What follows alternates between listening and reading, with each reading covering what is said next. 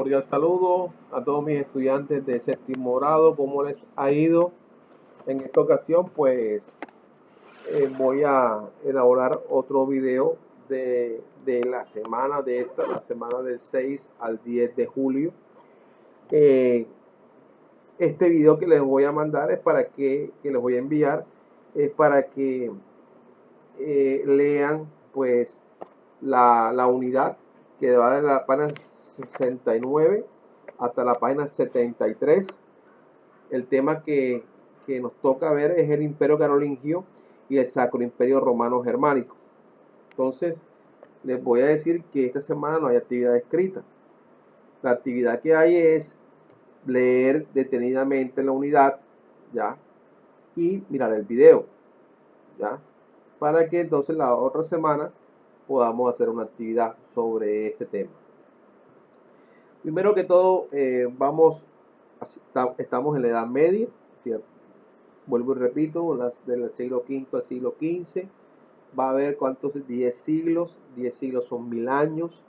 Eso fue lo que duró este periodo histórico, que comenzó con la caída del Imperio Romano de Occidente y terminó con la caída del Imperio Romano de Oriente. Entonces, estábamos hablando la vez pasada de que llegaron muchos reinos germánicos. Entre esos reinos vinieron los francos. Pero los francos siempre tuvieron buenas relaciones con ¿quiénes? Con los romanos. En el siglo VI había un rey que se llamaba Clodoveo. Y Clodoveo cristianizó a los francos. ¿Ya? Recuerden que Roma también era cristiana, entonces hubo relaciones entre los romanos y los francos. Al morir Clodoveo, habían varios reinos. Entre estos reinos estaba Austrasia y Neustria, que eran los más importantes. Eran los que eran más estables. Pero no había llegado un gobernante igual que Clodoveo. Entonces siempre ocurrían conflictos y asesinatos por quedarse con el poder. Y el que llegaba al trono eran jóvenes muy inexpertos. Entonces, como eran jóvenes inexpertos, le dan las tareas administrativas a un grupo de funcionarios públicos llamados mayordomos. Uno del grupo de estos mayordomos que vivía en Austrasia van a fundar la dinastía carolingia, ¿ya? Y se van a adueñar del trono y van a unir bajo su mandato al reino de los francos gracias a su alianza con los papas. Entonces va a llegar uno que se llama Carlos Magno, no Alejandro Magno, entre el 768 y el 814, cuando falleció. Fue el más importante líder de esta dinastía por los logros y reformas que hizo, por la expansión territorial que se llegó a tener cuando él estaba ya en lo que es los actuales territorios de Alemania, Austria, los Países Bajos, Holanda, Bélgica, Francia, Austria, ya, y una parte de España que se llegó hasta donde sea la marca hispánica. Y después va a ocupar la península itálica y va a expulsar a los lombardos con el beneplácito del Papa, lo que le sirvió para ser coronado emperador en el 800. Entonces miren que Carlomagno también, uno de sus logros más importantes fue haber hecho una relación muy cerrada con los papas. Él era como un protector de la iglesia. Por eso él viene y va a expulsar a los lombardos. Y entonces el Papa de ese momento, para recompensarlo, lo va a nombrar emperador en el año 800. Pero ¿cuáles fueron las bases del poder carolingio? ¿Cuáles fueron, cómo él pudo cimentar el poder que él tenía? Habían tres grandes bases. Una era el prestigio militar. Entonces, en ese tiempo medieval, ya, ese imperio trataba de conquistar a otros reinos. Entonces él tenía que tener un séquito, que era un grupo de guerreros, llamados también caballeros medieval, que ayudaban a él a proteger el imperio y también a quedarse con otras tierras. Entonces, eso se llama relaciones de vasallaje. Yo no sé si alguna vez ustedes han visto que un rey y ve un caballero que se arrodilla y le besa la mano pues al emperador o al rey. Eso son relaciones de vasallaje, que quiere decir que hay un juramento de fidelidad. En ese momento un juramento de fidelidad era algo para toda la vida, ya, hasta el día de la muerte. Esos caballeros le servían a Carlomagno hasta el día de su muerte, ¿cierto? Entonces, él le recompensaba con tierras a ellos. Otra, la alianza con el Papa. Los papas antes eran protegidos por los merovingios, pero los merovingios no eran efectivos en la protección hacia los papas. Y por eso ellos van a dejar a un lado a los merovingios y se van a quedar con la dinastía carolingia, y lo que les sirvió para darle legitimidad a la dinastía, claro, porque el papa lo reconocía. Recuerden que el imperio carolingio era cristiano. A su vez, los carolingios respaldaron militarmente la autoridad de los papas en Italia cuando ésta era amenazada por los lombardos. Este respaldo militar también le fue útil a la iglesia para liberar sus lazos de los emperadores bizantinos y debilitar la influencia que estos tenían en asuntos religiosos. Nosotros dijimos que se había acabado el imperio romano en Occidente, pero ahí seguían los papas. ¿Y qué pasa? Que todavía estaba la iglesia apostólica romana. El imperio bizantino, que estaba en Estambul, lo que es Constantinopla, ya tenía fuerte influencia sobre el imperio, o sobre los papas de la península itálica. ¿Qué pasó? A Carlomagno, a darle respaldo a los papas, se fueron quitando poco a poco de encima a el emperador del imperio bizantino. Recuerden que en la clase anterior estábamos hablando de que hay una división que se llama la división de la iglesia apostólica romana con la iglesia ortodoxa. La iglesia ortodoxa da las misas en griego, no creen en imágenes. En cambio, la iglesia apostólica romana la daba en latín y sí creen en imágenes. Tienen unas diferencias, ¿ya? Entonces, los ortodoxos no tienen papa, sino llamados el patriarca. O sea, son creyentes en Dios, pero tienen diferentes doctrinas, diferentes ideas para adorar a Dios. Gracias a la coronación de Carlomagno y a la derrota de los lombardos, los papas expandieron sus dominios y en esta época se divulgó un documento llamado Donación de Constantino, en el que supuestamente este emperador le había otorgado a los papas autoridad sobre parte de la península itálica. Este documento justificó el poderío militar y poderío político de los papas en la península itálica. La propiedad de grandes tierras. Los reyes carolingios tenían el privilegio de distribuir las tierras que conquistaban entre los miembros de sus ejércitos. Ya. Esto les sirvió para garantizar el respaldo de los guerreros, además dio origen a importantes dinastías aristocráticas basadas en la tierra, de grandes extensiones de tierra. Entonces mira que pues Carlomagno pues basaba su poder también en eso, porque él le daba tierras a su séquito de caballeros, de sus guerreros, para que nos siguieran protegiendo y pudieran conquistar otras tierras, hacer reparticiones de las tierras. Esto dio origen a varias dinastías aristocráticas, a dinastías nobiliarias. Entonces, vamos a ver que el imperio carolingio fue tan grande que incluía, dice que las conquistas territoriales y la consagración como emperador por parte del Papa en el año 800 permitió que Carlomagno se convirtiera en el gobernante de un vasto imperio que incluía en los actuales Francia, Alemania, Austria e Italia, aunque aquí faltan los Países Bajos, aunque no está aquí en el libro, y en la actual España. Entonces, mírate que fue en este imperio de carolingio fue donde se tomó mayor extensión de una cantidad de países.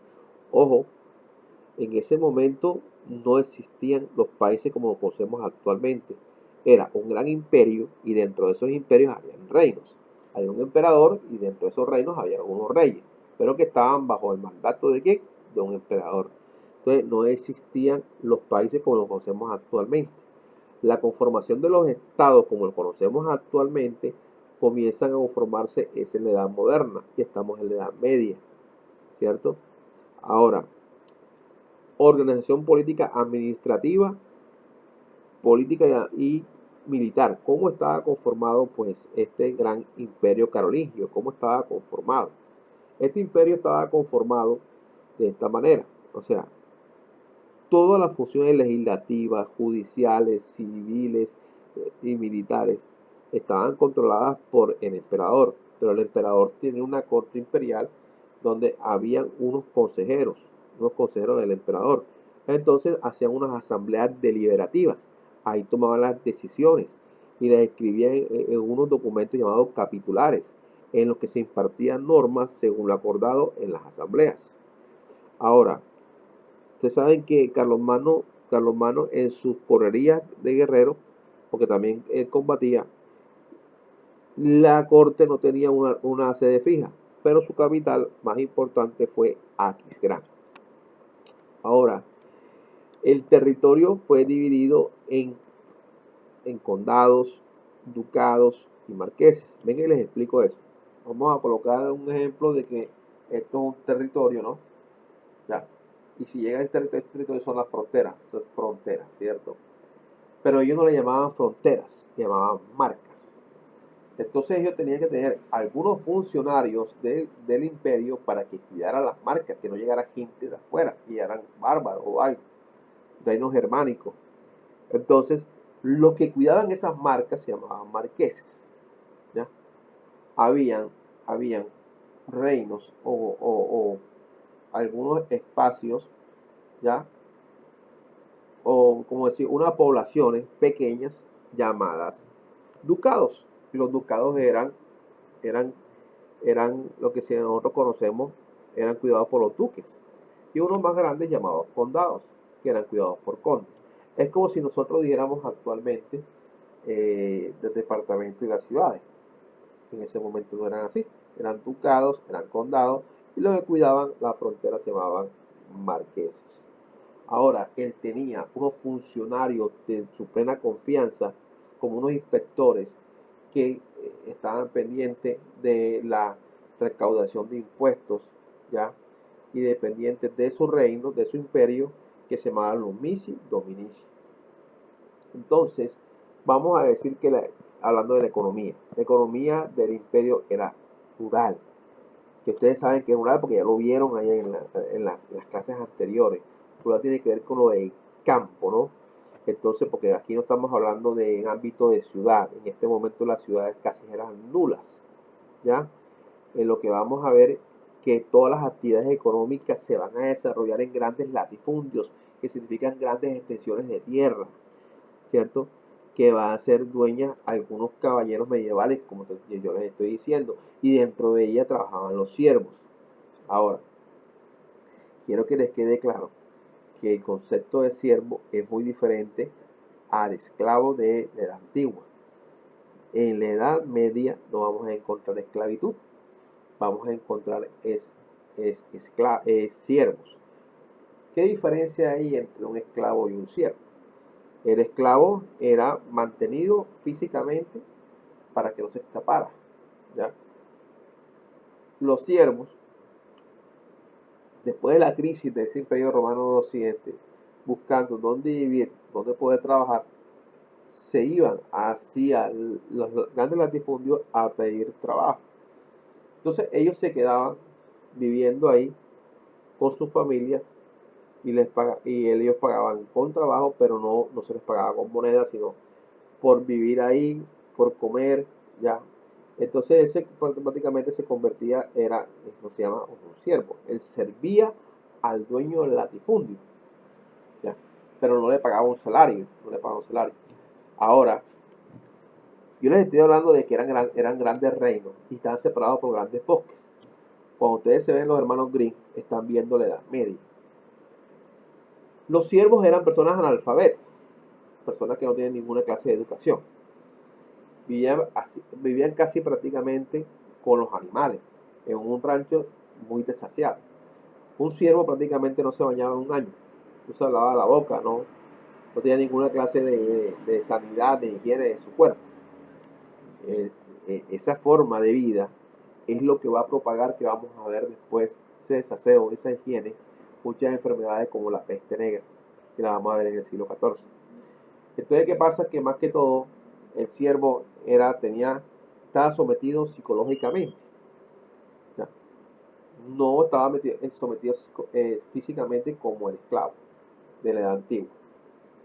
Vamos a ver que en ese momento la iglesia es una institución más, para que tengan en cuenta que en la Edad Media es donde va la iglesia a poder concentrar su poder.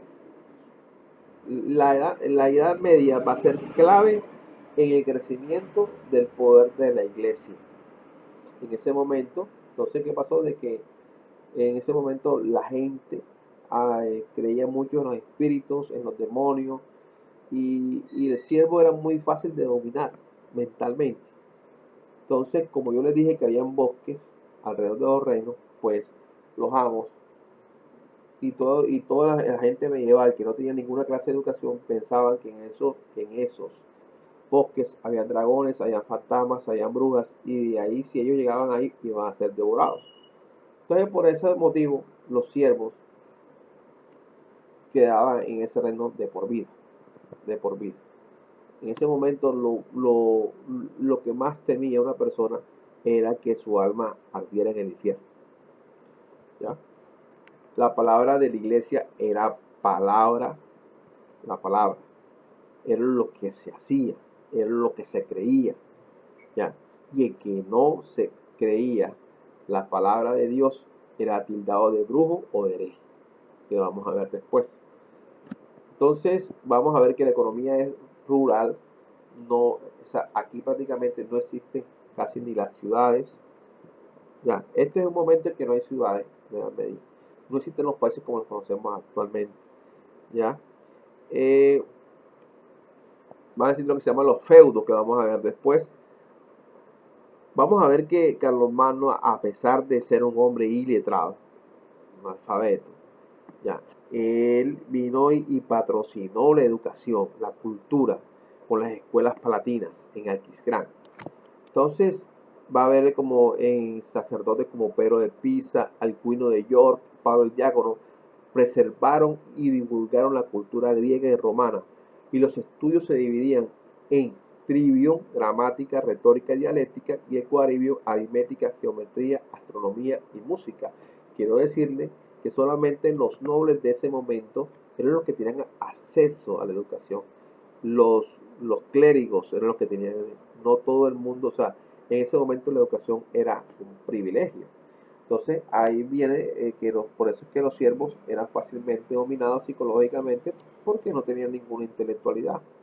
No reflexionaban ni argumentaban por el mundo, sino que solamente se dedicaban a trabajar, a comer y a dormir. Eran por eso sometidos mentalmente. Cuando usted es una persona que lee, que lee, usted se deja de someter mentalmente a otras personas. Porque lo que te dice la otra persona, como usted no lee ni reflexiona, usted lo que hace es aceptar lo que ella dice. No tiene un pensamiento propio. Sigamos. Vamos a ver la decadencia del Imperio Carolingio. El Imperio Carolingio empieza a decaer, ¿cierto? Cuando, muere Carlomagno, queda su hijo Ludovico Pío, que queda de 914 a 840. Mantuvo unido el gobierno, pero no de la misma forma, no tenía el mismo poder que tenía Carlomagno, ni el mismo talante. Y llegó después, cuando se murió Ludovico Pío, quedaron sus tres hijos, y en el 843 repartieron los territorios en lo que se llama pues el Tratado de Verdún. Ya. En las siguientes décadas, las luchas entre los reyes carolingios provocaron una inestabilidad política. El emperador dejó de tener poder en el 924 y dejaron de coronarse desde este tiempo. También el territorio, o sea, que quiere decir que después de que se murió Ludovico Pío y se repartieron el poder, hubo una lucha entre ellos por quedarse con el poder, y lo que hizo fue debilitar al Imperio Carolingio. Además, el territorio fue atacado por grupos como sarracenos, magiares, vikingos. Al mismo tiempo, los duques, los marqueses y los condes hicieron que los títulos se convirtieran en hereditarios, dando así origen a poderosos linajes nobiliarios que controlaban varios territorios, conocidos como feudos. Feudo no es más que tierra. En la Edad Media, tener poder significaba tener tierras. Cuando yo le hablo de grandes extensiones de tierra, le hablo latifundio. Y cuando le hablo de pequeñas, se llaman minifundios. ¿Ya? Recuerde que yo le estaba diciendo que Carlomagno le daba tierras a los caballeros en pago a defenderlo y conquistar tierra. Entonces vamos a dejar hasta aquí, que llevo ya 20 minutos en el video. Para la próxima clase les sigo hablando del Sacro Imperio Romano Germánico. Ha sido un placer. Nos vemos en otra ocasión.